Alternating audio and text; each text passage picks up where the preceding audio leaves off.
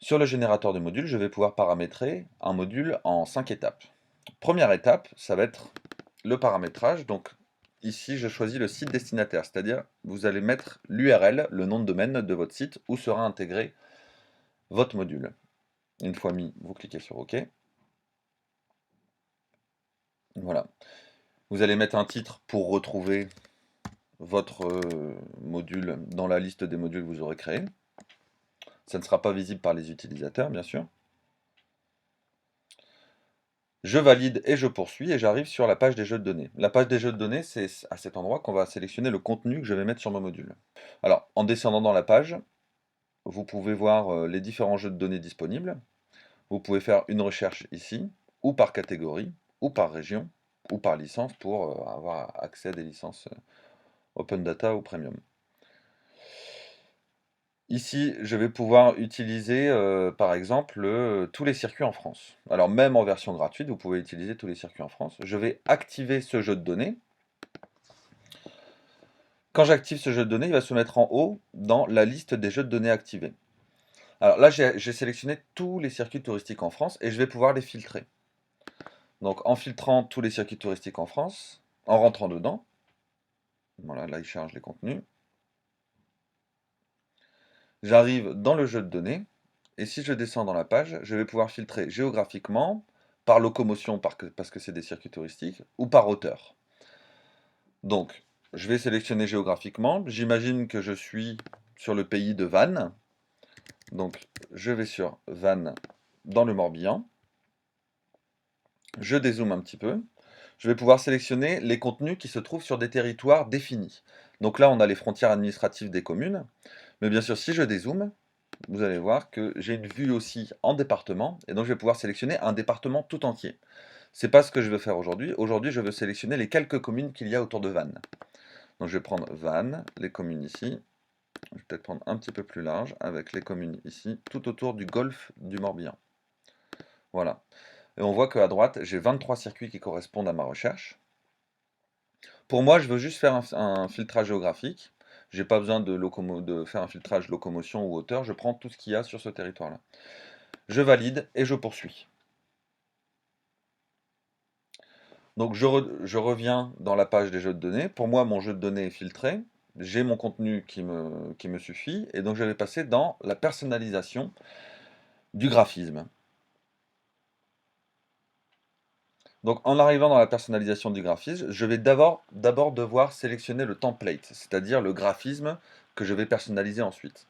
Comme ici je suis sur quelque chose de touristique, je vais plutôt choisir le template tourisme,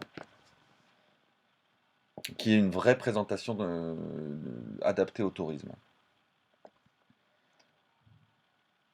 Voilà. Quand j'ai sélectionné mon template, je vais arriver sur la personnalisation du template.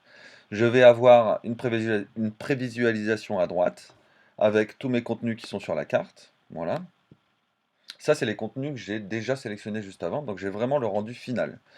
Et en dessous, avec les petites vignettes en rapport avec ce qu'il y a sur la carte. À gauche, je vais avoir toutes les fonctionnalités pour pouvoir personnaliser mon module. Donc je vais pouvoir afficher ou pas la recherche, je vais pouvoir mettre une recherche avancée, changer les couleurs. Donc si le bleu n'est pas le bleu de mon site, je vais mettre plutôt un rose par exemple. Donc on voit que les boutons changent en direct. Je vais changer les liens qui se trouvent un peu partout, je vais les mettre aussi en rose. Voilà. Et je peux faire toutes les modifications que je veux. Ensuite, je peux choisir les fonds de carte. Donc par exemple, si je veux pas tous les fonds de carte, je vais pouvoir sélectionner juste quelques fonds de carte. Là, ici, j'ai mis à disposition le choix de tous les fonds de carte. J'ai encore les paramètres généraux tout en bas, qui permettent de changer la largeur des vignettes, la largeur minimum, la largeur maximum des vignettes, le nombre de colonnes, le nombre d'objets par page, la hauteur de la carte. Par exemple, si je veux une carte à 250 pixels de haut, voilà, ma carte se réduit. Je vais vraiment pouvoir adapter. Je vais aussi pouvoir dire si je veux juste en liste, c'est-à-dire pas avoir de carte, ou si je veux une carte, etc., etc. Là, je vais faire un exemple avec liste et carte, comme j'avais au départ.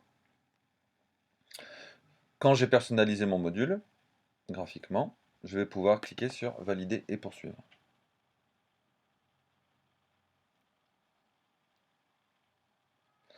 Dans ces cas-là, j'arrive directement au code d'insertion. Donc vous avez plusieurs codes d'insertion disponibles. Nous recommandons toujours le code PHP.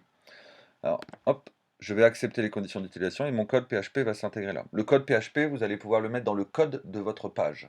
Alors après, si vous avez accès uniquement à votre CMS, c'est-à-dire l'outil qui vous permet de rajouter du texte dans votre site, etc., vous allez pouvoir utiliser le code JavaScript qui, lui, va s'intégrer directement dans le CMS de votre site internet et s'afficher à l'intérieur de votre CMS. Il est un peu plus lent, le référencement est un peu moins bon, c'est pour ça que nous recommandons toujours le PHP, mais le JavaScript va très bien. Et ensuite, nous vous proposons les méthodes pour WordPress, pour Jimdo, pour Wix, IPAO. Il suffit de cliquer et puis on vous explique comment ça marche. Quand vous avez récupéré votre code, que vous l'avez intégré dans votre site, que ce soit dans votre CMS ou dans la page, le code de votre page, eh bien, ça va donner ce rendu directement. Alors ici, je donne un exemple sur le site de West France. Donc, ils ont intégré le module autour de Vannes, avec les contenus qui sont tout autour de Vannes, des balades et randonnées. Donc on peut voir qu'on a la carte, les vignettes, et qu'on a plusieurs pages dédiées.